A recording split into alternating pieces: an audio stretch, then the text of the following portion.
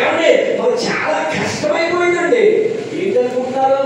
ఈ పాస్టర్ అనే ఈ వృత్తి చాలా కష్టం. మరి అలాంటిది వీరందరికీ ఆధారమైనటువంటి యేసుక్రీస్తు ఎంత ఇబ్బంది పడుతాడండి. అయినా కానీ ఆయన కొడుతున్నారంట, ఆయన పొలాతో కొట్టారు, మొలగిరితో కొట్టారు, కానీ మారు మాట్లాడాలి. ఎందుకో తెలుసా? నెగలయ్యో గుర్రెలయ్యో రక్తము మన విషయాలు కూడా మార్చదు, కానీ యేసు రక్తము మాత్రమే ప్రతి పాపంలోని పవిత్రంగా మారుతుంది. ఆయన రక్తాన్ని అందరినీ చిందించడం ద్వారా మనం అందరినీ విమోచించాలని, నిన్ను నన్ను కడిగి వేయాలని ఆయన తన రక్తాన్నంతటినీ తాగేసాడు. ఏదైనా మనం సినిమాకి వెళ్ళాలంటే ఇప్పుడు వెళ్ళండి, వెళ్ళాలి పంపించి సినిమాకి వెళ్ళమన్నారు కదా అని అన్నాడు బాబా. ఏదైనా సన్నివేశం చూస్తున్నాం అనుకో, అందులో ఎవరైనా త్యాగం చేసేసారనుకో, ఏడుపు వచ్చేస్తుందో మనకి ఎత్తించేస్తూ ఉంటాం. నీకోసం తన ప్రాణాన్ని అర్పించే యేసుక్రీస్తు కోసం ఎప్పుడైనా ఒకసారి ఆలోచించవా? ప్రార్థన చేస్తున్నావా? ప్రభువా, నా కోసం నేను పొందవలసిన త్యాగాన్ని నువ్వు పొందావంట. నీలాంటి విధేయత నాకు లేకుండా అని ఎప్పుడైనా కదా. ఎంతసేపు ఆశీర్వాదాలు, ఎంతసేపు దీవించబడాలి, ఇదే కాన్సెప్ట్. ఏ చర్చలో చెప్పినా, ఏ ప్రార్థన గుడిలో చెప్పినా నువ్వు దీవించబడతావు, నీకు అది నీకు ఇది అంటున్నావే, కానీ నువ్వు సంపూర్ణ సిద్ధి పొందాలని ఎందుకు నేర్చుకోలేకపోతావు? సంపూర్ణ సిద్ధి నిజమే. చాలా మంది ఇంకా ఇల్లు కడతా ఉంటారు, ఇల్లు కట్టినప్పుడు మోడతాడు, పెళ్లి చేస్తా ఉంటాడు, మోడతాడు. ఎలా అంటే మంచి రోజు. ఇంకో విషయం అయితే మీరు ఆశ్చర్యపోతారు. ఈరోజు పాస్టర్స్ అప్రిషియేషన్ డే కదా. నాకు తెలిసి దాంట్లో చాలా యూనియన్లు ఉన్నాయి, 4 యూనియన్లు ఉన్నాయి. 4 యూనియన్లో కూడా ఎప్పుడు పెడతారు తెలుసా? నెలవారీ సభ్య సమావేశం మీటింగ్ ఉంటుంది. ఎప్పుడు పెడతారు తెలుసా? ఏ రోజు తెలుసా? ప్రతి యూనియన్ కూడా ఎప్పుడు పెట్టారంటే ఆశ్చర్యపోతారు. మంగళవారం నాడు.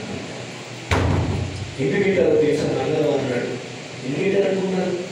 ఎవరో చెప్పండి, తెలుసుకోండి. అమ్మా, మంగళవారం నాడే పాస్టర్ యూనియన్ మీటింగ్ జరుగుతున్నాయి దాంట్లో, అన్ని యూనియన్లో. కాదు, ఆ రోజు సంఘస్థులు ఎవరో కూడా ఇంటి దగ్గర ఏ కార్యక్రమాలు ఎక్కువ కదా, పాస్టర్లు అందరూ ఖాళీగా ఉంటారు. మీరు అందుకే ప్రతి మంగళవారం నాడు ప్రతి యూనియన్ మీటింగ్ ఎందుకు జరుగుతుంది అనుకున్నారు? మంగళవారం నాడు ఏ ఇంట్లో కూడా ఏ గుడిలు కానీ ఏ పాస్టర్ గారు కానీ వెళ్ళడానికి సంఘం సిద్ధంగా లేదు. అందుకే పాస్టర్లు అందరూ ఖాళీగా ఉన్నాం మేము. ఆ రోజు పాస్టర్లు యూనియన్ మీటింగ్ పెడితే జనం వస్తారు పాస్టర్లు. ఇది కాన్సెప్ట్. అందుకని ప్రతి పాస్టర్ గారి యూనియన్లో కూడా మంగళవారం నాడు జరుగుతూ జరుగుతుంది, కానీ మిగతా ఊళ్ళో వేరే వేరే జరుగుతుంది అనుకోండి. నేనేం చెప్పే ప్రయత్నం చేస్తానంటే, ఇంకా కూడా ముహూర్తాలు చూస్తా ఉంటారు. ఇక్కడ ఉన్న వాళ్ళు మేము అడుగుతున్నాను, నేను మీ పెళ్ళికి ముహూర్తం పెట్టించుకున్నారండి?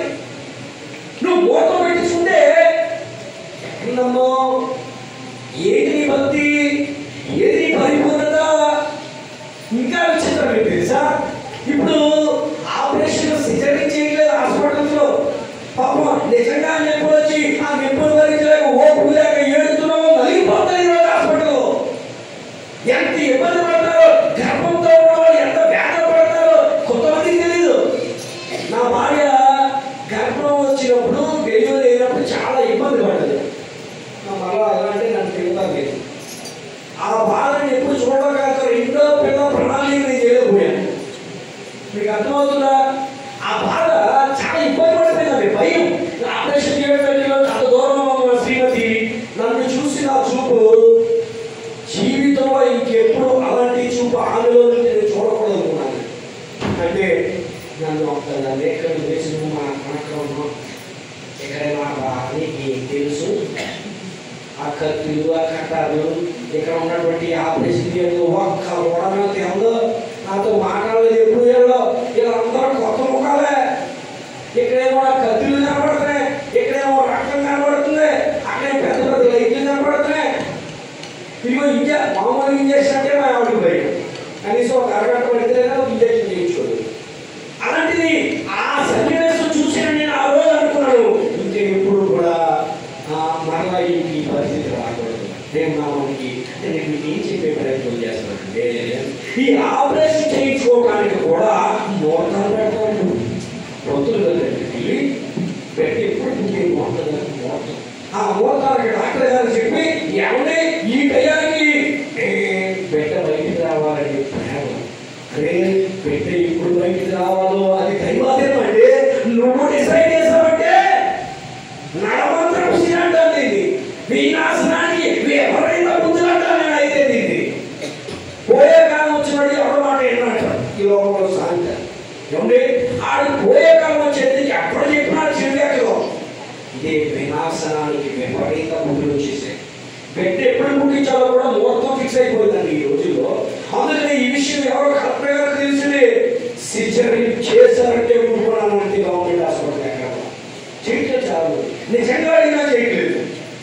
నిజంగా ఆపరేషన్ చేయకపోవడమే ఒకసారి అని ఆ బాధలు తట్టుకోలేక ఎలా అడిగారు ఆవేశంగా నిజమే ఓపిక లేదు, శక్తి లేదు.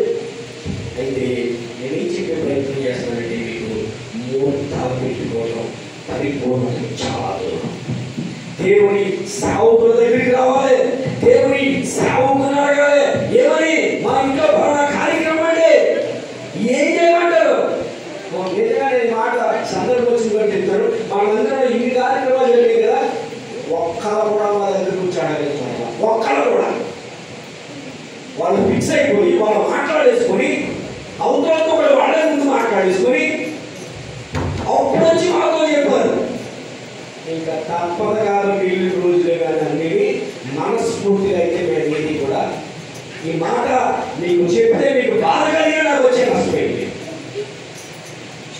రక్తము వాడ్చకుండా ఖడ్గము దూయువాడు శాపగ్రస్తుడైన మా తండ్రి చాలాసార్లు చెప్పారు బైబిల్లో. మీరు బాధపడాలి. అరే మీ ఇంట్లో ఏదైనా కార్యక్రమం జరుగుతుందనుకో వచ్చి మాతో మాట్లాడే అని ఇలా చేద్దాం. ఇలా ఓకే ఒకవేళ మీకు చెప్పింది ఏది మేము ఉద్దరిస్తామా, మా అహం నెరవేర్చుకుంటామా, మా పట్టుదల నెరవేర్చుకుంటామా? ఎందుకనో మరి చేయట్లేదు. ప్రతిసారి కూడా మేము అయిష్టంగానే దానికి వెళ్ళడానికి జరిగిన సందర్భాలు చాలా ఉన్నాయి. అలా అయితే మీకు క్షేమం కాదు. నేను చెప్పలేదు మేము అయిష్టంతో కనుక కార్యక్రమాలు చేస్తే మీకు క్షేమం కాదు. మీతో బాగా కార్యక్రమం వచ్చి రండి, నాతో తమ్ముడితో అమ్మతో మా డిస్కస్ చేయండి. కాబట్టి ఫలానా ఇలా అనుకుంటాం, మేము ఫలానా డేట్ పెట్టుకున్నాం, ఫలానా ఉందే చెప్పండి.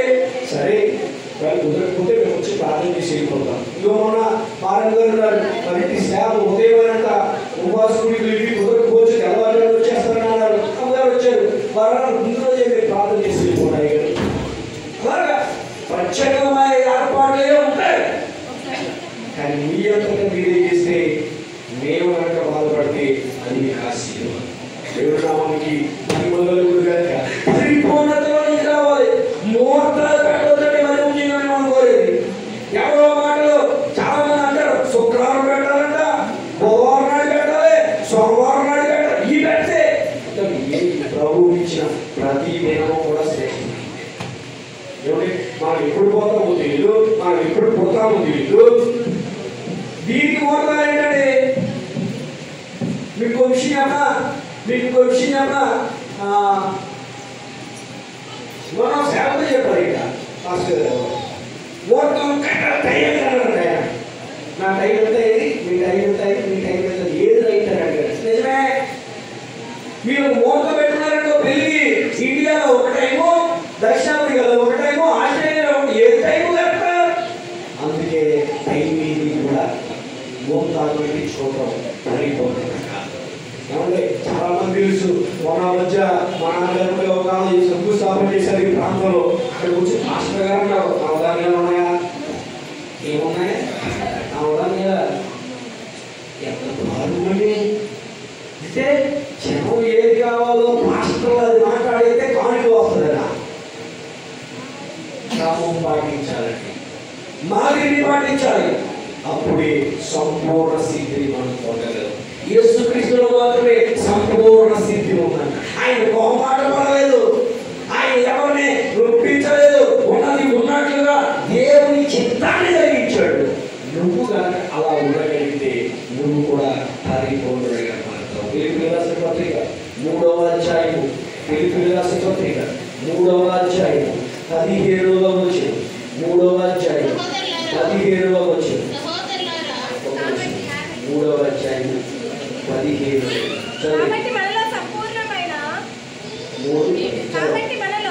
కాబట్టి మనలో సంపూర్ణమైన మనవారు అందరము ఈ తాత్పర్యమే కలిగి ఉన్నాము. ఏమండి, మనం ఏమై ఉన్నామంట? తెలిసిన రంగాల్లో ఇది సాధ్యం. ఏమంటున్నాడు చూద్దాం. అప్పుడు దేని గురించి మీకు వేరు తాత్పర్యం కలిగి ఉన్నాడు, అది దేవుడు మీకు బయలుపరచు. ఏదైనా విషయాల్లో మీకు ఒక అనుమానం ఉందనుకో, ఏ సంశయంలో ఉంటారు కొంతమంది, ఈ విషయాల్లో ఎలా ముందుకు వెళ్ళాలి, ఇదిగో పెళ్లి సంబంధాలు వచ్చి 2-3 ఏది నిర్ణయించాలో ఒక కన్ఫ్యూజన్, ఇదిగో ఉద్యోగాల అవకాశాలు వచ్చాయి, దీంట్లో ఎక్కడికి వెళ్ళాలో ఒక కన్ఫ్యూజన్, ప్రతి విషయాల్లో ఎలా ముందుకు వెళ్ళాలో తోచని సమయాలు మనకు చాలా ఉంటాయి. ఆ సందర్భాల్లో మనం ఏం చేయాలంటే, ఇదిగో తెలిసి మనం ఏం చేయాలంటే, దేవుడు ప్రభువా నేను ఏం చేయాలి, ఈ విషయాన్ని నేను నెరవేర్చడానికి, ఈ కుటుంబ విషయాల్లో నేను నిర్ణయం తీసుకోవడానికి నేను ఏం చేయాలంటే దేవుడి దగ్గర నేను అడిగితే దేవుడు నీకు ఏం చేస్తాడంటే బయలుపరుస్తాడు. దేవుడు నామానికి మహిమ కలుగునుగాక. తర్వాత ఫిలిప్పీయులకు రాసిన పత్రిక 3వ అధ్యాయము 12వ వచనంలో ఇది సాధ్యం కాదంట. ఇందాకనేమో సాధ్యము, ఇప్పుడేమో సాధ్యము కాదు. ఇదివరకే నేను గెలిచింది అయినను, ఇదివరకే సంపూర్ణ స్థితి పొందింది అయినను నేను అనుకోవటం లేదు. కానీ నేను దేని నిమిత్తము క్రీస్తు యేసు చేత పట్టబడినో దానికి పట్టుకోవాలని పరిగెడతా ఉన్నాను. దేవుడు నామానికి మహిమ కలుగు. సంపూర్ణ సిద్ధి కావడానికి మనం ఏం చేయాలంటే పరిగెట్టాలి. ఓపికలో ఈ రంగంలో పరిగెడతా ఉండాలి. చాలా మంది అంటూ ఉంటారు, జరుగుతుందంటే అలాగా జీవితం అంటారు. నిజమే, ఈ యొక్క జీవితం అంతా నీ యాత్ర ముగిసే వరకు, ఒకటే నీ యాత్ర ముగిసే వరకు, 2 ప్రభువు వచ్చే వరకు నువ్వేం చేయాలంటే ఈ పరిపూర్ణతగా ఉండటానికి నీ అవకాశాలన్నింటినీ వాడుకుంటా ఉంటా. దేవునామానికి ఏ చోటకు వెళ్ళినా నేను పరిపూర్ణతలోనే ఉండాలి, తప్పిపోకూడదు. దేవుడిచ్చిన ఈ గైడ్ లైన్స్, దేవుడిచ్చిన ఈ వాక్యాన్ని మనం ఎప్పటికీ నేరకుండా ఉండడానికి ప్రయత్నం చేస్తూ ఉండాలి. అప్పుడే నువ్వు సంపూర్ణ సిద్ధిని పొందగలవు. ఇంకా చూస్తే ఎఫెసీయులకు రాసిన పత్రిక 1వ అధ్యాయం, ఎఫెసీయులకు రాసిన పత్రిక 1వ అధ్యాయం, ఎఫెసీయులకు రాసిన పత్రిక 1వ అధ్యాయం 4వ వచనం. ఎట్లనగా తన ప్రియయందు తాను ఉచితముగా మనకు అనుగ్రహించిన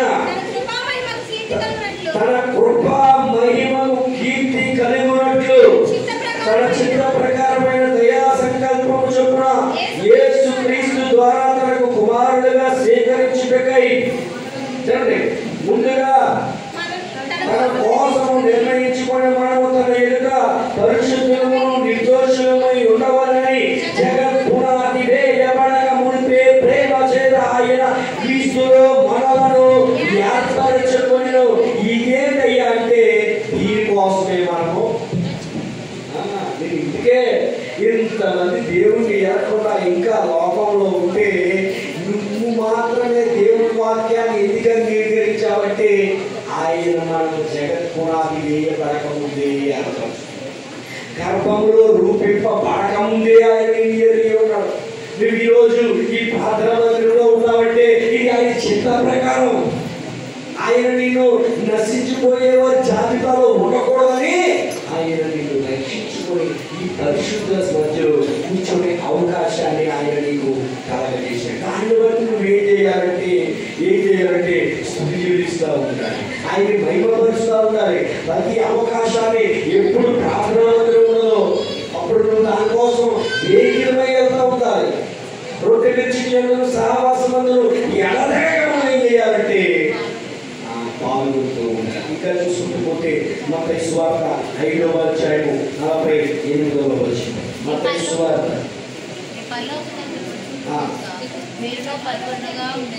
అది ఏంటది చూసి చదవా చూడకుండా చదవా? నేనదే చేసి నాకు కూడా చెప్పేసావా? మీ తండ్రి పరిపూర్ణుడు కనుక మీరు పరిపూర్ణులుగా ఉండేదని దేవుడి ఆజ్ఞది. మనం పరిపూర్ణులుగా ఉండాలి, అది ఆయనకి ఇష్టం. ఆయన నీతో చేయమని చెప్తున్న పని ఏంటంటే నువ్వు పరిపూర్ణంగా ఉండాలయ్యా. నువ్వు సగం సగం ఉండకో. ఎందుకంటే ఈ గుడ్డు కొట్టించినప్పుడు సగం గుడ్డు కొట్టించినప్పుడు చూడగలమా? అందుకని పరిపూర్ణమైన గుండె ఎలా ఉంటుంది? మొత్తం ఉన్న ఎట్టులన్నీ తీసేస్తారు గుండె కదండి. అదే గుండు లేక సగం గుండెలా ఏంట్రా అంటారు. అందుకనే మనం ఏమై ఉండాలంటే క్రైస్తవ బిడ్డలైనటువంటి మనమందరము పరిపూర్ణులుగా ఉండాలి. పరిపూర్ణులుగా ఎలా ఉంటామంటే, ఎలా ఉండగలము అంటే పరిపూర్ణతగా ఎలా ఉంటాం? ఎలా వస్తుంది పరిపూర్ణత? ఇవ్వటం ద్వారా వస్తుంది. నేను మనం ధ్యానం చేశాం. ఏంటి ఇవ్వటం అంటే? ఇతరులకు ఇవ్వాలి. 2 అంగీలు వాడు 2 రూపాయలు ఉన్నవాడు 2 పూట్ల భోజనాలు ఉంటే 1 పూట ఇతరులకు ఇవ్వాలి. అప్పుడు పరిపూర్ణుడుగా మారి దేవుని నామానికి మహిమ కలుగుతుంది. కొలస్సీయులకు రాసిన పత్రిక 1వ అధ్యాయము 28వ వచనం. ప్రతి మనుష్యుని క్రీస్తునందు సంపూర్ణంగా చేసి ఆయన ఎదుట నిలువబెట్టవలనని సమస్త విధములైన జ్ఞానముతో మేము ప్రతి మనిషికి బుద్ధి చెబుతూ ప్రతి మనిషికి బోధించుచు ఆయనను ప్రకటించుచున్నాము. ఎవరు ప్రకటిస్తున్నారు? ఆయనను ప్రకటించాలి. వ్యక్తులు కాదు ప్రకటించేది. వ్యక్తిని గురించి కాదు చెప్పడం. యేసు క్రీస్తు గొప్పతనాన్ని చెప్పాలి. యేసు నడిచిన మాదిరిని చెప్పాలి. క్రీస్తు అవలంబించిన జీవితాన్ని చెప్పాలి. తగ్గించుకున్న విధానాన్ని చెప్పాలి. ఆయన 3.5 సంవత్సరాలు చేసిన జీవితంలో చేసిన అద్భుతాలను చెప్పాలి. ఏదైనా చెప్తారు? ఈ కచ్చిపు కనుక ఆపితే, ఈ కచ్చిపు కనుక మీ ఇంట్లో ఉంటే, ఈ నూనె కనుక మీ ఇంట్లో ఉంటే, అయ్యగారు కనుక ప్రార్థన చేసినటువంటి తైల పుట్టు మీ ఇంట్లో ఉంటే ఇది ప్రకటిస్తారా? అందుకనే ఈ మధ్య ఏం జరుగుతుంది? కొన్ని చోట్ల మా ఊళ్ళో మీటింగ్లు పెట్టొద్దని కలిసి గొడవ జరిగింది. పాల్గొనలేదు. నిజమాది ఏమండి? ఎంతో కష్టపడి ఎన్నో రాత్రులు ఉపవాసాలుండి ఎన్నో విషయాల కోసం కన్నీటికి ప్రార్థన చేసి ఆత్మ సంపాదించిన పాస్టర్ గారు సంఘం కడుతూ ఉంటే హైదరాబాద్ లో నుంచి డిజిటల్ ఎఫెక్ట్ తోటి మిమ్మల్ని ఆకర్షించేసి సెల్ ఫోన్లోకి లేకపోతే టీవీలో వాక్యం చెప్పేసి డిజిటల్ చర్చలు పెట్టేసి అయ్యేసి ఇయ్యెట్టేస్తే ఎక్కడ గట్ట సంఘము ఎక్కడ అభిషేకంలో ఉందో అక్కడ వెళ్ళిపోవడానికి. అందుకనే మా ఏరియాలో ఇక్కడే ఉండి పాస్టర్గా ఉండి చెయ్యాలి తప్ప ఎక్కడో ఉండి నడిపితే కనుక ఉంటే మన మధ్య బాధపడి రుజువు జరిగింది. స్వస్థత గుడిలో నేను ప్రార్థన చేస్తే మీకు స్వస్థత వస్తుందని ఎవరైనా పాస్టర్ గారంటే అబద్ధం. కొంతమంది సంఘం కలిసి ప్రార్థన చేయాలి, సంఘ పెద్దలు కలిసి ప్రార్థన చేయాలి. లేకపోతే స్వస్థత వరాన్ని పొందుకుంటే దైవజనులు చేయాలి. స్వస్థత అవ్వలేదు, ఒక ఎఫెక్ట్, ఒక డిజిటల్ ఎఫెక్ట్ ఒకటి పెట్టుకోవడం, వాడు కాఫీలు చేయడం. రాత్రి ఆయన చెప్తున్నాడు కదా, రాత్రి క్రిస్దాస్ గారు చెప్పాడు, స్టేజ్ మీద ఉన్నారట, అందరినీ డిస్టర్బ్ పడిపోయాడట. ఈ బాగాలేదంట పంపాలి, కడుపు అంటారట. నాకు కూడా చెప్పారు పంపాలి, పడండి పడనని పడన్నా కూడా అంటున్నాను. నేను ఆ దగ్గర చూసేది దగ్గర ప్రార్థన చేసినప్పుడు పడేస్తా ఉంటారు.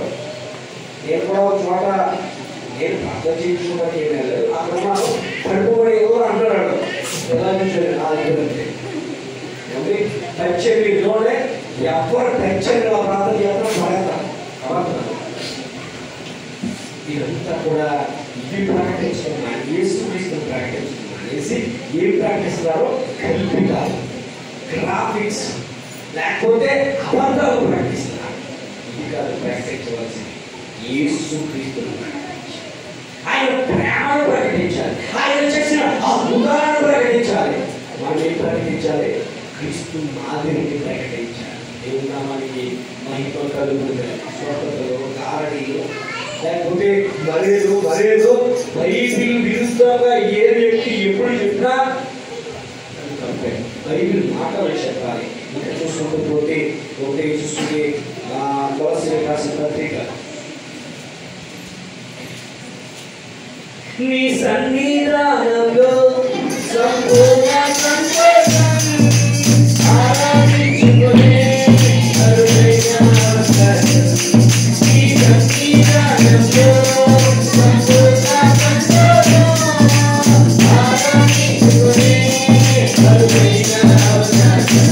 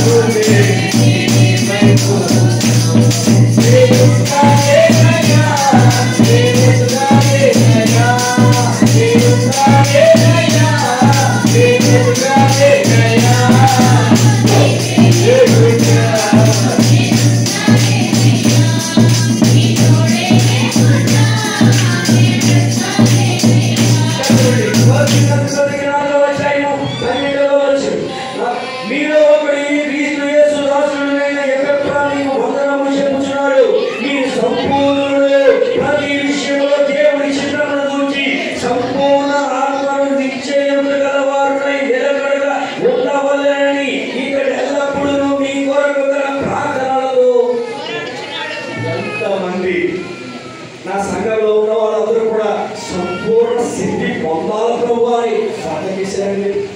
ఏమండి, మీ బంధువులందరూ సంపూర్ణత పొందాలని మీరు ఎప్పుడైనా జీవితంలో ప్రార్థన చేశారా? ఇదిగో ఎక్కడ చెప్తా ఉన్నాడు, ఏమంటే వందనాలు చెప్తున్నాడు, మీరు సంపూర్ణులు అవ్వాలని ప్రార్థన చేస్తారు. ఒక్కసారైనా మీరు చేశారు? అయితే ఈ రోజు నుండి మనమందరం కూడా పట్టుదల కలిగి ఏం చేద్దామంటే సంపూర్ణులుగా అందరూ ఉండాలని ప్రార్థన చేయాలి. మన శారీరక ప్రార్థన మందిర బిడ్డలో ఉన్నటువంటి అందరూ సంపూర్ణ స్థితి పొందాలి. ఇక్కడ ఉన్నటువంటి ప్రతి వారు కూడా సంపూర్ణ స్థితి పొందాలని ప్రతిరోజు ప్రార్థన చేద్దాం. ఇప్పుడు మనం అయిపోయాం, ఇది చూసాం. ఇప్పుడు ముగింపులోకి వచ్చేస్తాం. కొన్ని మాటలు మనం ధ్యానం చేద్దాం. సమయం వచ్చి అదేం అవ్వలేదు, మీరు కూడా టైం తీసుకోండి. 1 గంట అయింది కదండి. కాబట్టి ఆ 2 వరకు ఉండొచ్చు అని కొంతమంది అన్నారు. అది ముఖ్యంగా మా చీలాలు కాబట్టి చీలిమాట మీద నేను పోతున్నాను ఈసారికి. అంటే మా అమ్ములు ఏంటి అన్నట్టు చూసారు. వచ్చేద్దాం పరిపూర్ణతను ఎలా పొందగలం? ఏమండి, మనం చాలా ఈ 3 రోజుల నుంచి ఈ పరిపూర్ణత గురించి మనం చాలా మంచి విషయాలు, కొత్త విషయాలు అనేకమైనటువంటి సేవకుల ద్వారా విన్నాం కదండి. ఇప్పుడు ఎలా వస్తుంది ఇది? ఆల్రెడీ మనం 2 చూసాం. మొదటిది ఇవ్వడం ద్వారా, రెండు ప్రార్థించడం ద్వారా, తర్వాత ఇప్పుడు మనం కొన్ని చెబుతాం. మరలా హెబ్రీయులకు రాసినటువంటి పత్రిక 10వ అధ్యాయం, హెబ్రీయులకు రాసినటువంటి పత్రిక 10వ అధ్యాయం 1 నుంచి 14వ వచనంలో చదవండి. చదవండి అందరూ కూడా. అందరూ బైబిల్ తీయండి. పేజ్ నెంబర్ చెప్పండి. 205 పేజ్ నెంబర్ అందరూ చదవండి. ధర్మశాస్త్రము రాబోచున్న, నేను చదివేస్తాను ఎక్కువ కదా. మేలు చేయగలదిగే కానీ ఆ వస్తువు నిజ స్వరూపం కలది కాదు కనుక యాజకులు ఏటేట ఎడతెగక అర్పించు ఒకటే విధమైన బలులు వాటిని తెచ్చి వారికి ఎన్నడను సంపూర్ణ స్థితి కలగజేయలేరు. అలా చేయగలిగిన సేవించు వారు ఒకసారి శుద్ధపరచబడిన తర్వాత వారి మనస్సాక్షి పాప జ్ఞప్తి ఇంకనూ ఉండకూడదు కనుక వాటిని అర్పించడం మానదులు కనుక. అయితే ఆ బలులు అర్పించడం చేత ఏటేట పాపమునకు జ్ఞాపకమునకు వచ్చిచున్నాయి. ఎట్లయేమో మేకలేమో రక్తము పాపం తీసివేయట అసాధ్యం. కాబట్టి ఈయన లోకముందు ప్రవేశించినప్పుడు ఇలాగ చెప్పుచున్నాడు, బలియు అర్పణయు నీవు కోరలేదు కానీ నాకు ఒక సర్వరులను అర్పించితివి. పూర్ణ హోమములను పాప పరిహార బలులను నీకు ఇష్టమైనవి కావు. అప్పుడు నేను గంధపు చుక్కల నుండి నన్ను కూర్చి రాయబడిన ప్రకారం దేవా నీ చిత్తము నెరవేర్చుటకు ఇదిగో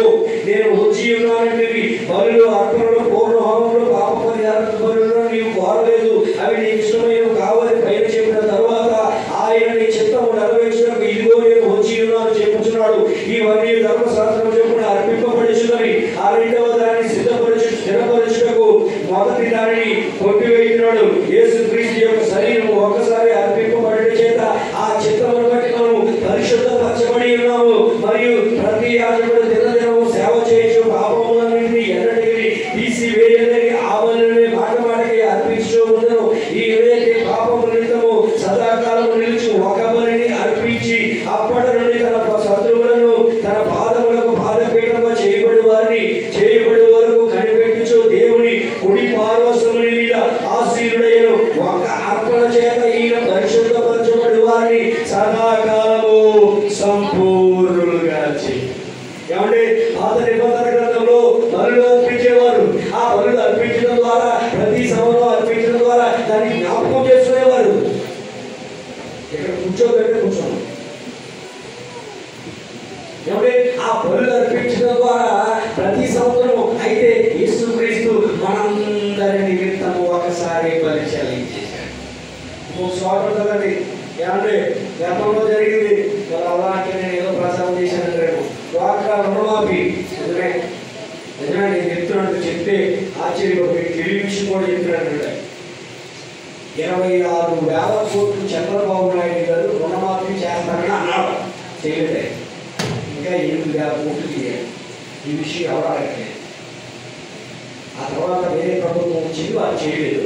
మరి వచ్చిన తర్వాత చేస్తానన్నాడు ఆయన. నేను మరలా అధికారంలో వచ్చిన తర్వాత ఆ పాత కూడా నేను చేస్తానన్నాడు. మీకు చేయలేదు. అంటే ఒకసారి ఒక రుణమాఫీ చేసిన తర్వాత మరలా చేయం సభ. అంటే అది ఎవరు చేశారు? బహుశా ఈ జగమే కట్టేసి ఉంటారు. ఈ జగన్ పాలనలో వీళ్ళు కట్టేశారు. అందుకనే ఆయన ఇంకా దాన్ని చూసుకున్నాడు. కానీ వీళ్ళందరూ మర్చిపోయాడు. గుగులు మర్చిపోగా ఏం మర్చిపోదు? గుగులు మర్చిపోదు. ఆయన చెప్పారు 24,000 కోట్లు నేను రైతులు రుణమాఫీ చేస్తానని చెప్పాడు ఆయన.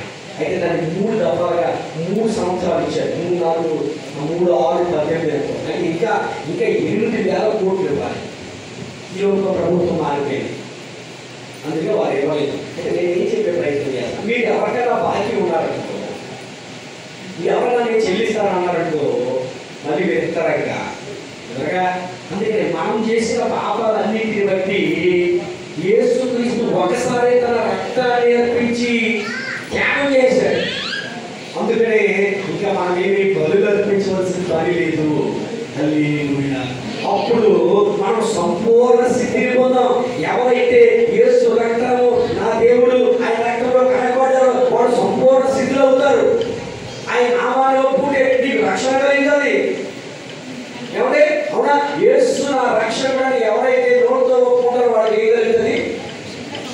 తర్వాత ఇప్పుడు సంపూర్ణ స్థితిలో అవ్వాలంటే మొదటిది ఏంటంటే యేసు ప్రభు రక్షకుడిగా అంగీకరించాలి. అప్పుడు ఈ సంపూర్ణ స్థితిలోకి వస్తావు. తర్వాత 2 యోహాను గ్రంథం సువార్త 17వ అధ్యాయం. యోహాను సువార్త 17వ అధ్యాయం 23వ వచనం. ఒక్క నిమిషం పేజ్ నెంబర్ ఒక చెప్పండి. 17వ అధ్యాయం 23వ వచనం. వారి యందు నేనును నా యందు నేనును ఉండుట వలన వారు సంపూర్ణంగా చేయబడి ఏకముగా ఉన్నందున నీవు నన్ను పంపితవనియు నీవు నన్ను ప్రేమించినట్టే వారిని కూడా ప్రేమించుటవనియు లోకం తెలుసుకున్నట్లు నాకు అనుగ్రహించిన మహిమను వారికి ఇచ్చేదను. వారి యందు నేనును నా యందు ఎవరు? వారి యందు నేను నీ యందు వారు ఎవరట? ఏ తండ్రి యేసుక్రీస్తునందు మనము మన యందు. అదే పాట నాలో నీవు నీలో నేను నాలో నీవు నీలో నేను కలిసి ఉండాలయ్యా మనం కలిసి ఉండాలయ్యా నీలోనే ఉండాలని నీలోనే కావాలని ఆశయా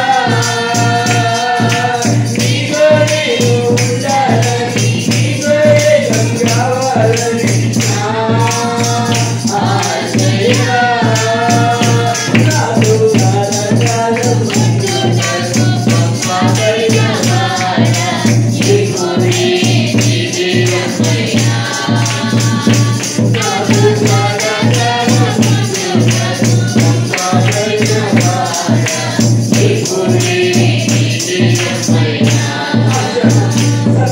సత్యంలో నేను నడవాలని, సత్యం నాకు తెలియాలని.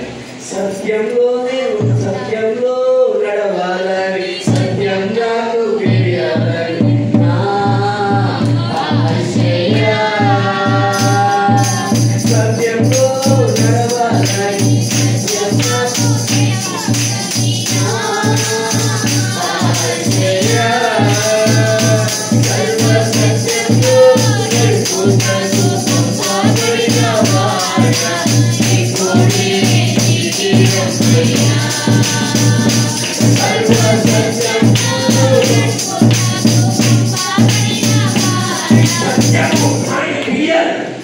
ఏం చేయాలి? సత్యము. ఆయన అంటాడు నేనే మార్గము సత్యము. ఆయన సత్యం, ఆయన సత్యవంతుడు, సత్యస్వరూపి, ఆయన నిజమైన దేవుడు.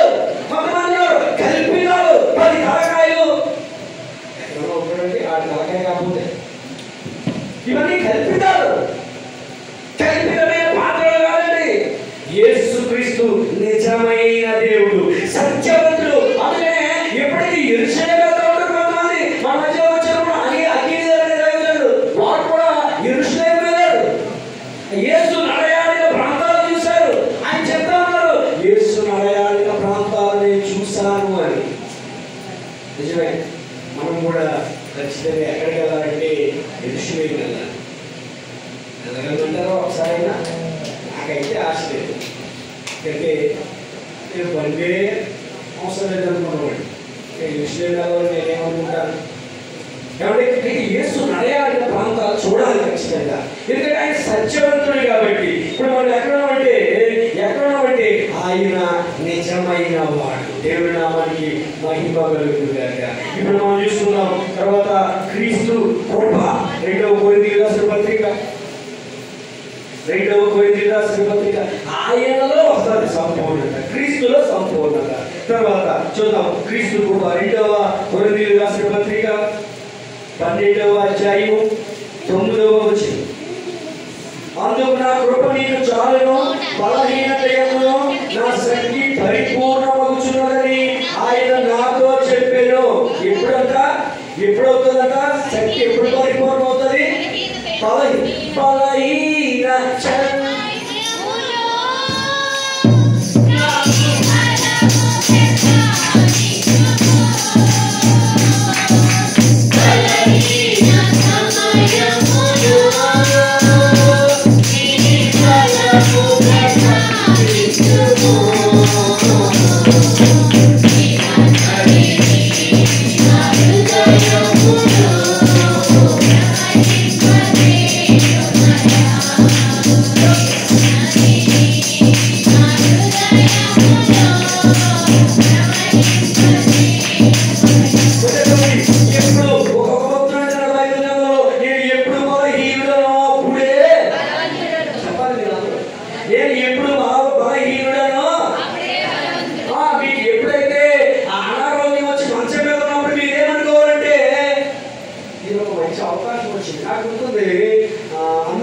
చెల్లి వారి యొక్క అమ్మాయి గారికి యాక్సిడెంట్ అయింది పాలకొల్లో. నేను పరామర్శించడానికి వెళ్ళాను.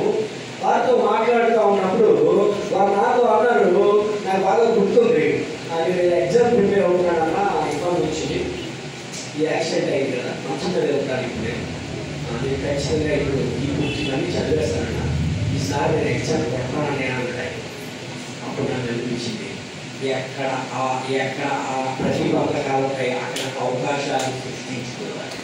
నాకు ఈ రాష్ట్రంలో ఒక వ్యక్తి ఉన్నారు, నాకు ఇష్టమైన నాయకుడు.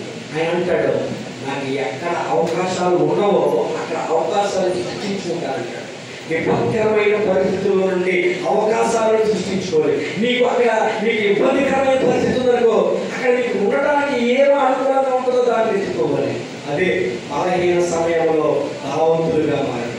నీకు సందర్భం వచ్చింది కాబట్టి నేను వివరించే ప్రయత్నం చేస్తున్నాను. తనకు క్రిస్మస్ చేసేవాడు చేసినప్పుడు నేను చేస్తున్నా, నేను కేరళలో ఉన్నటువంటి క్రిస్మస్కి ఎక్కడా పెట్టకుండా పెడితే కేసు పెట్టాలి. నేను పెడితే కేసు పెట్టేయాలి అంటే పర్మిషన్ ఉండదు.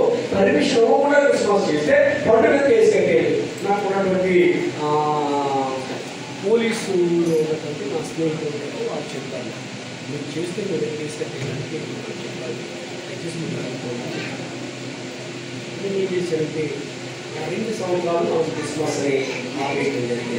అప్పుడు నేను అనుకున్నాను, ఎవడో నన్ను డిసైడ్ చేయండి, మనం ప్లాన్ చేయాలనుకుని సేవకులు అందరినీ ఒక చోట కూర్చోాలని ఏకాత్మ కూర్చోడం జరిగింది. నాకు ఎక్కడైతే అవకాశాలు లేకుండా చేద్దాం అనుకున్నారో అక్కడ నేను ఏం చేయాలనుకుంటే బాతుకుపోయినట్టు పునాది వేసాం. ఇప్పుడు ఏ ఊరు వెళ్ళినా అక్కడ ఏమంటారంటే మన అనుకోకుండా అమ్మ సత్యవతి గారు వారి యొక్క కోడల గారి తమ్ముడు పెళ్ళికి వెళ్ళారు. వచ్చానమ్మా మీ ఊరు పెళ్ళికి వచ్చి నేను జస్ట్ కనపడి వెళ్ళిపోవాలి. 3 కార్యక్రమాలు ఉన్నాయి, వారితో చెప్పాను కనపడి వెళ్ళిపోతానని. వచ్చాను, నేను గేట్ దగ్గర షూట్ ఇస్తూ ఉన్నాను. వెంటనే పల్లిపాడు లోకల్ చర్చ్ అనుకుంటా, పాస్టర్ గారు అనుకుంటా, వెంటనే మా దైవజనులు అందరూ బయట రావాలని పిలుస్తూ అన్న కాకర 2000 మధ్యలో ఉన్నారు రావాలి అన్నాడు. నిజంగా చెప్తాను, ఆయన ఎప్పుడు ఎక్కడ చూసినా నేను నిజంగా వారు ఎవరు నాకు తెలియదు. అమ్మ పిలిచారా, నన్ను పైకి పిలిచారా చెప్పండి. నేను పైకి వెళ్ళాను, ఆశ్చర్యపోయాను. నేను ఎలా చేశానే అప్పుడు అనుకున్నాను, మనం వేసిన కోణాలి దేవుడు నాకు ఇచ్చిన ఆలోచన.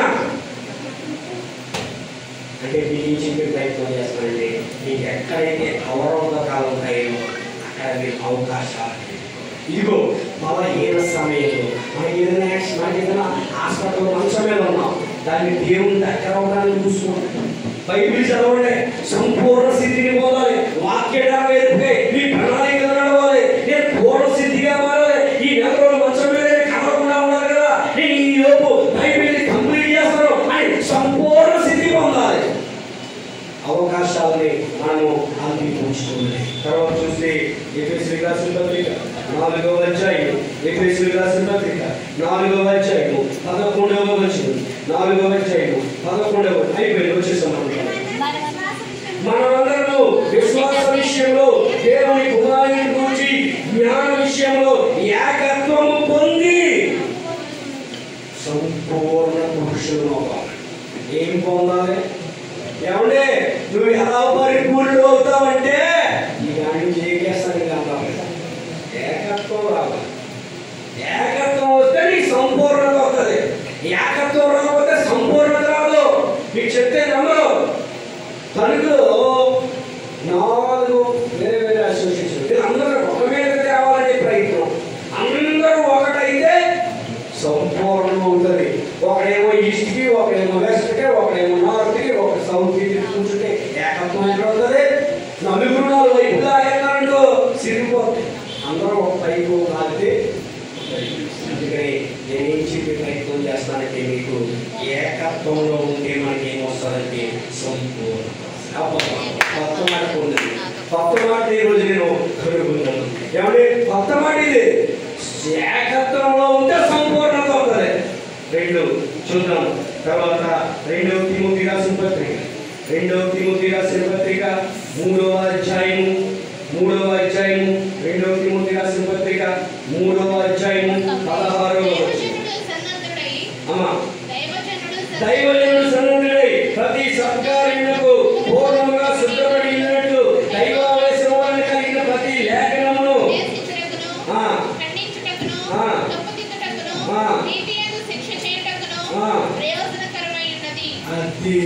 దేవుని వాక్యము మనల్ని పరిపూర్ణులుగా మారుతుంది.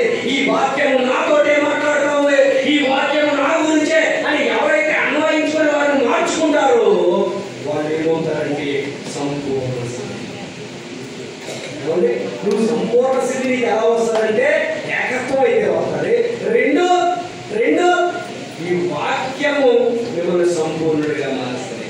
తర్వాత చూస్తే 1 యోహాను పత్రిక 50 రాసిన మొదటి పత్రిక సింపుల్ గా చెప్పుకుంటూ వెళ్ళిపోదాం. యోహాను రాసిన మొదటి పత్రిక 2వ అధ్యాయము 5వ వచనం. ఆయన వాక్యం ఎవడు గైకొను వానిలో దేవుని ప్రేమ నిజముగా నిజముగా పరిపూర్ణమయ్యను. వాక్యాన్ని గైకొంటే నువ్వు పరిపూర్ణుడు అవుతావు. నీ పరిపూర్ణత ఎలా వస్తుందంటే ఈ వాక్యాన్ని అంగీకరిస్తే. ఇంకా చూస్తే 1వ పేతురు రాసిన పత్రిక 5వ అధ్యాయము 10వ వచనం.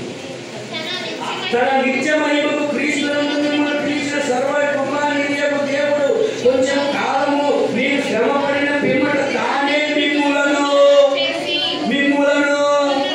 పరిపూర్ణులుగా చేయనంట. కొంతకాలం మీరు శ్రమ పడ్డారనుకో ఏమవుతారంట? బైబిల్ చూస్తున్నారా? సమాధానం చెప్పండి. కొంతకాలం అయిన తర్వాత శ్రమలో ఉంటే కొంతకాలం అయిన తర్వాత ఏమవుతామంటే మనం శోధించబడి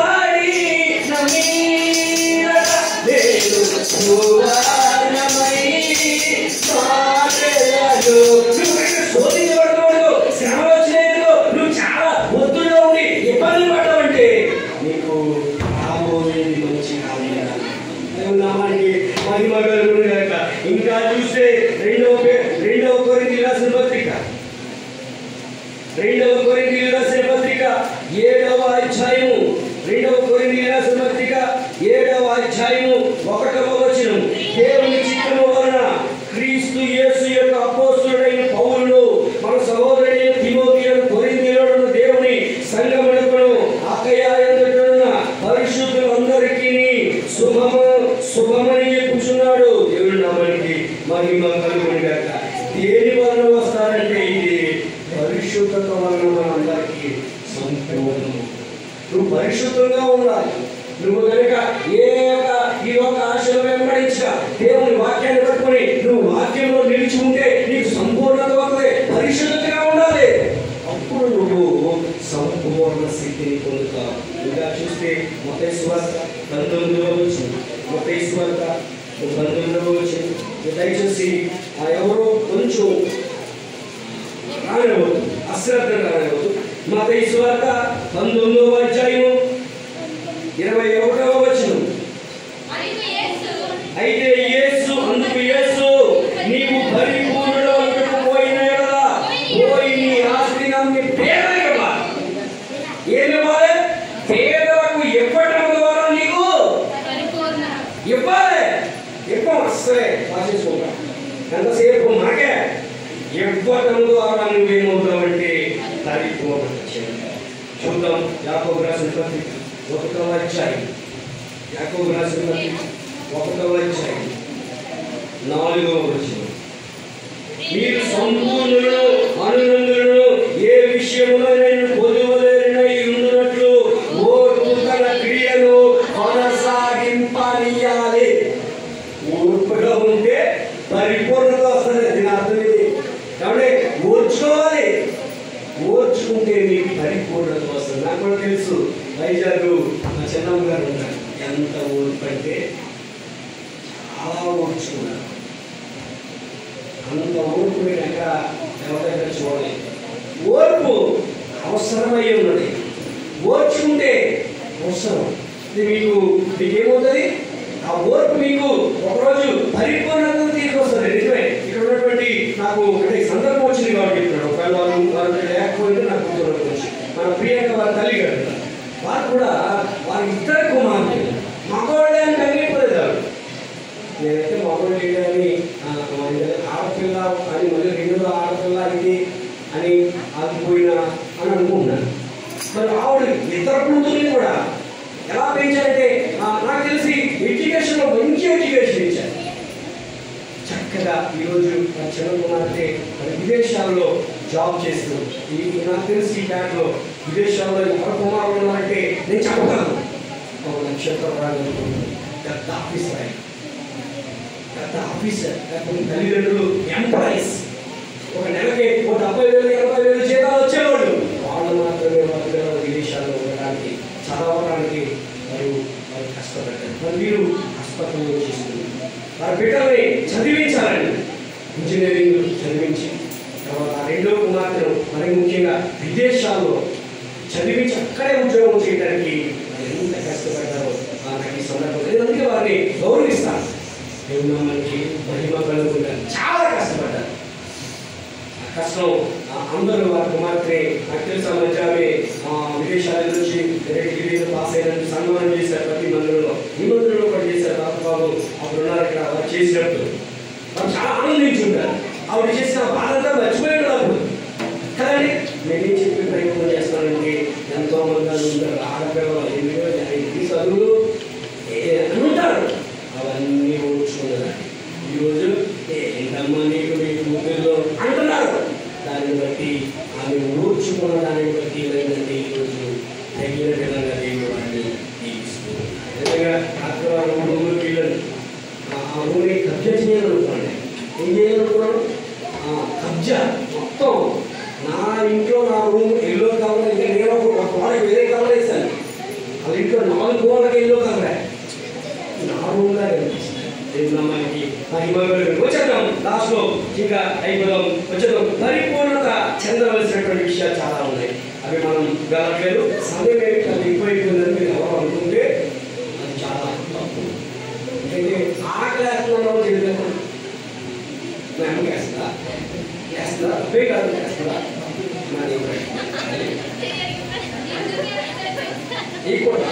ఎందుకంటే నేను ఇంచుమించు ఉపవాసం దగ్గర నుంచి ఉపవాసం రాత్రి ప్రియాంక వాళ్ళ ఇంట్లో వెళ్తాను. వాళ్ళు బాధపడతారు. ఇంటికి రమ్మన్నారు. నేను నన్ను పెట్టేస్తున్నారు. మళ్ళీ తినకపోతే అసలుకే నా ముఖం తెలుసు కదా మీకు ఊరిలో వచ్చారే. అందుకని అలా తినకపోతే ఏమన్నా అనుకుంటారు. హాస్పిటల్ వచ్చాడు భోజనం అని అనుకున్న ప్రతిసారి గుర్తొచ్చినట్టు అంటే తినకుండా వెళ్ళిపోయే పండు అని అనుకుంటారు. దానివల్ల ఏమైందంటే ఎంత అనుకుంటే వచ్చింది. ఆయన నాకే ఆశ్రయించాలి ఎందుకేస్తాను. ఆయన మిమ్మల్ని కంటిన్యూ చేసి ఊహిస్తాము. సంపూర్ణ స్థితిగా మనం పొందాలంటే ఏం చేయాలి అంటే విధేయంగా ఉందాం. వాక్యాన్ని ఎక్కిద్దాం. శ్రమలో ఉందాం. శ్రమలో ఉన్నప్పుడు ఉన్నప్పుడు శ్రమలో ఉండదు. శ్రమ వల్ల మనకు విధేయత వస్తాయి. అట్టి విధేయత మనం ఊపిరితో నిరీక్షించి సంపూర్ణ స్థితితో దేవుడు మన ఇంట్లో ఈ మాట వస్తుంది. మనకు మాట్లాడుకుందాం. మొత్తం